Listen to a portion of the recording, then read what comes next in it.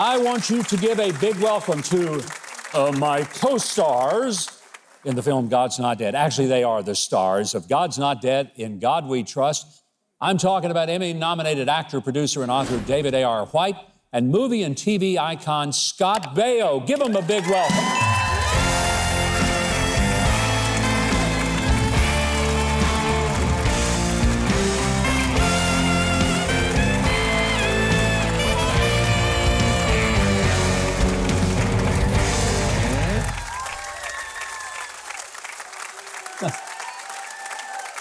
Hey, you brought a fan club with you.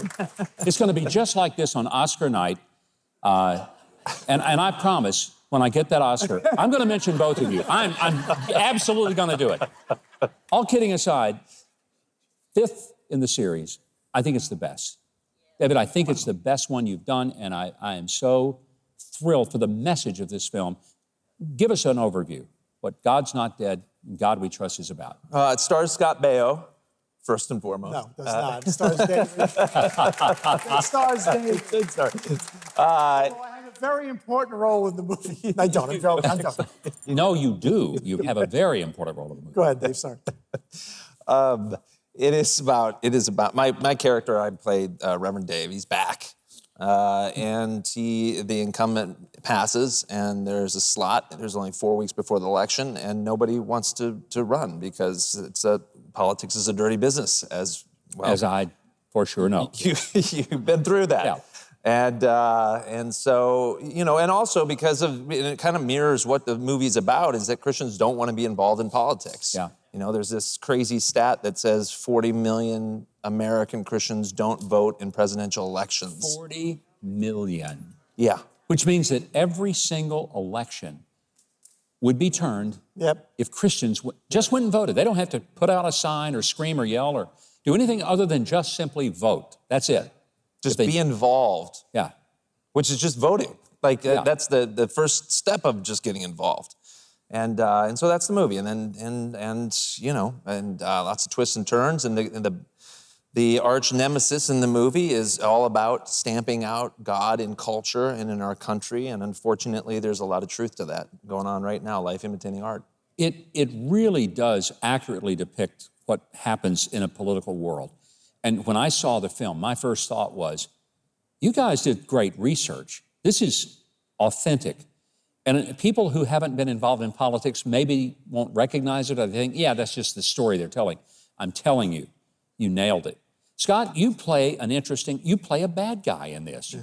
You're not a bad guy. You're one of the best guys I know. You're exactly right, Governor. I'm a great guy. But I've been playing good guys forever on television, and David came to me and said, do you want to do this role of a bad guy to help? The guy I play tries to take David down, take the pastor down, because I'm working for an actor, gentleman, his name is Ray Wise, who's a fantastic actor. And that's what I do in the movie. And so we're always plotting against Dave and his army against our army. And it was a lot of fun. I mean, it was a lot of fun doing this movie. What I think you guys capture very well is that the real battle that a lot of people will never see, they think that it's all political. The truth is, it's spiritual. Yeah. That's where the war is going on. And you do that without it being preachy, without it being churchy. It's a powerful film, and it just moves. When people see it, they're going to be amazed when it comes to the end, and they'll say, wow, we've only been here 10 minutes. And the ending at the debate, and I've told David this, is absolutely fantastic. I honestly think it's just a stellar film. David, the timing of this film couldn't be better.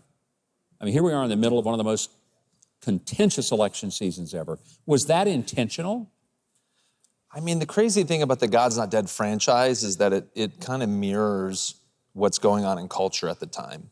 I would love to say, you know, we come up with these brilliant concepts and it's all our idea, but really I feel like it's a bit of God-breathed, you know, not to say that it's anything close to Scripture, I'm not saying that.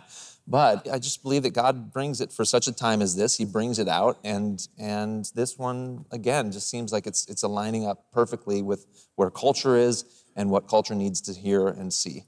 When the film, I think, takes hold, one of the things that struck me in it was you instantly are pulled into this battle that the pastor is going through.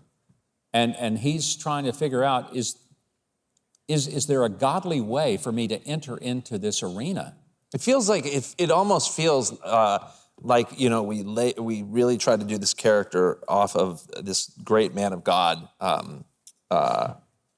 Governor Mike Huckabee. Well, I don't know about that so much, but you know what, I seriously say, I love the fact that we see the struggle, because this is not some character that's a cookie cutter, everything is perfect, I do exactly what I'm supposed to do, and I don't have any struggles with it. We see the struggle. That's powerful, because believers do struggle.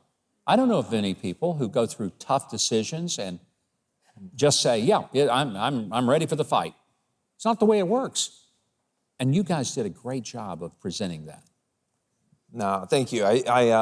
My father was a minister, right? And so he always wanted me to become an evangelist, and I didn't want to become an evangelist. I didn't want to go into ministry, and somehow I'm ended up in, you know, a different kind of ministry. No, I know. Here I play a pastor, though. Yeah. But as you know, and I mean that respectfully, is that obviously you have an incredible story about how you were a pastor and then you became a governor and went into politics. And I think that so often people think, well, you know, when you become a Christian, your life's going to just be perfect and everything like that. But it is not that. You're right. We live in a torn world between that's the light and darkness, and ultimately, you know, how as Christians do we maneuver in that, and then throw politics in the middle of that? How do we maneuver in politics on top of it?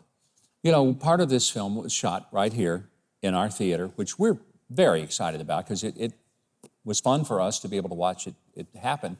And I know we've got some just behind-the-scenes footage. We're watching this.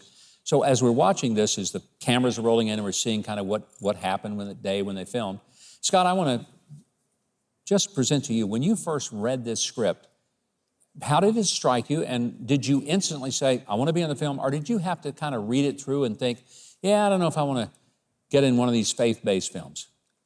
Oh no! As soon as I read it, I wanted to do it because I believe in the mission of the movie. And as you may or may not remember, Governor, I spoke at the Republican convention for Trump remember. Yeah. In 2016, and I knew that I was going to be canceled and blackballed and all, and Yeah. I knew it, and I was okay with it.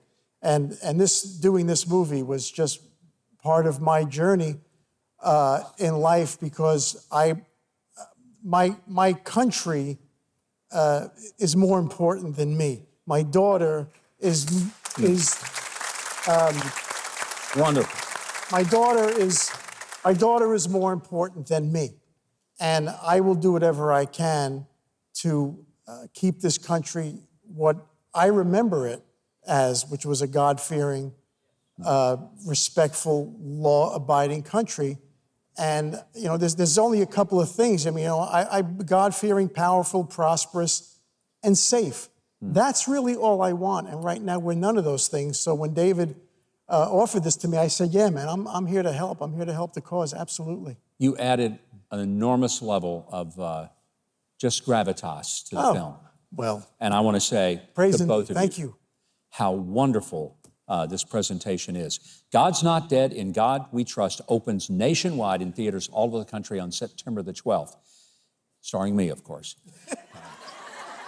Actually, I have a very small little part, but it really does star David A.R. White and Scott Baio. Good for you. Get tickets. I'm serious. Get tickets to the movie. Find a theater near you. Buy tickets for friends and take them with you. People need to see this, because especially people who say, I don't want to get involved in politics, I just want to love Jesus, and I don't want any of that political stuff, it's too dirty. Take them to see this film. If it doesn't change their mind, then okay, you know what, it can't be changed. But I really believe that it could have an impact on the election when people get the message. If you want to know how to do all of those things I just mentioned about the tickets, go to Huckabee.tv. We have direct links because we want you to go to the theater. We want you to fill it up on September the 12th when it opens.